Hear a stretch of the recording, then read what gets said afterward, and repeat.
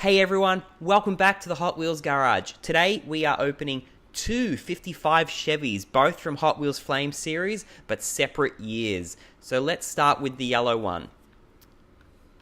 It's like a flat yellow color, but it's also a gloss, this car. It's got those nice silver alloy wheels. Let's rip it straight out of the pack. I think not having the windows in the side make it look pretty nice too.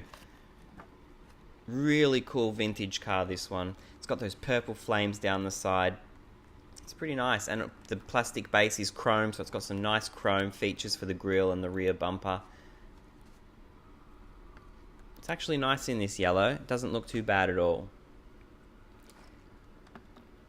But the black, I have to say, this 55 Chevy in this matte black with the white flames and the green outlines, I actually like this one a lot more. Let's rip it straight out of the pack. It feels really good too, like that matte color, and it's got just the white rims on the tires. It's got a green interior in this one. It really looks like a hot rod. I really like it. This one is a lot better than the yellow one. Yeah, it's cool.